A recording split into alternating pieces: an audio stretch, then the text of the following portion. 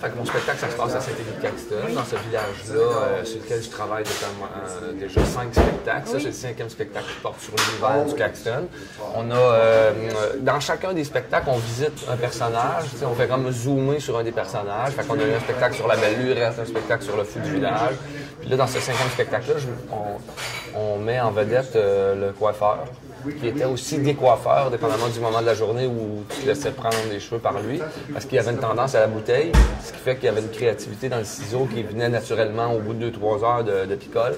Il est un personnage intéressant, puis je m'en suis rendu compte en écrivant l'histoire, parce qu'il y a un accès privilégié à la tête de chaque personne. T'sais. On a un village qui parle beaucoup, c'est un village qui voyage à la vitesse du son, puis qui se tient dans la bouche, puis il y a cette facilité-là qu'on a à se péter de la broue.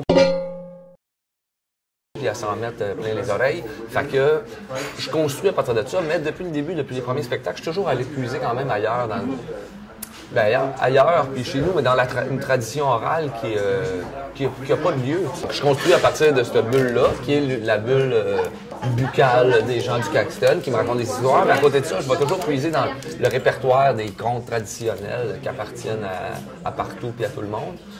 Puis pour faire un peu le pont entre ces deux affaires-là, des fois je suis obligé d'inventer quelques petits bouts d'histoire pour que ça colle ensemble. Fait que c'est un peu le mélange de ces trois bulles-là qui font une zone au centre, la rencontre de ces trois univers-là qui font une zone, puis mes contes ils sont un peu dans cette zone-là. Ça, ici en France, ils ont la tradition de l'auteur, qui date beaucoup plus des grands auteurs, la reconnaissance à l'auteur, l'importance de l'imprimer, puis fait que ce genre de hiérarchie-là, je sais pas quoi, a fait que ici, tu vas sur scène avec un texte. C'est beaucoup plus que chez nous. En tout cas, dans des histoires que je fais, je prends le risque d'y aller sans jamais prendre de texte. Puis ça se sent, parce qu'ils voient bien que je pédale dans le beurre des fois avec la chaîne est débarquée. Mais ils sont game de pousser sur le bicycle pour que ça avance pareil. Fait que ça crée un rapport aussi avec le public. J'essaye de réagir à la réaction. Fait que quand je suis en France, c'est sûr que ça change énormément. Déjà parce qu'ils réagissent pas de la même manière. Au-delà de la question de la compreneuse, il y a la question de la réagisseur. Qu'eux autres, il y a des affaires qu'ils trouvent drôles que nous autres, on trouve zéro drôle. Ici, je me mettais à spinner autour du mot bécosse dans le spectacle que je faisais avant, parce qu'ils ne comprenaient pas bécosse. Ils pensaient que c'était un oiseau. Puis j'ai expliqué que nous, dans la bécosse, on ne fait pas que des œufs. Pour moi, c'est le fun parce que ça fait une contrainte de création. Ouais. Quand j'arrive ici, il faut que je réadapte le souffle, il faut que je réadapte. De toute façon, ils voient bien que j'invente des mots. Fait que chaque mot n'est pas nécessairement nécessaire dans sa compréhension du gros sens robertien ou laroussien. Que je parle sur scène, c'est pas la langue québécoise de chaque jour. Si on parle de même, on va buster.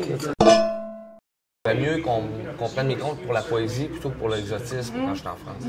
Fait que j'ai comme joué assez là-dessus pour qu'ils finissent par comprendre rapidement au début du spectacle qu'il y a un délire langagier.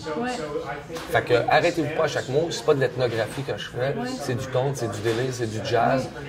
Moi, la manière que je l'ai trouvé, c'est au début du show, je pète assez pour qu'ils se rendent compte qu'il y a un délire là, on y va dans le délire puis on n'arrête pas à chaque mot. Fait que c'est ça. C'est pas une étude, c'est pas une conférence, c'est un délire poétique. Ça, moi, venir ici, boire, puis manger, puis courir la France, c'est belle la France.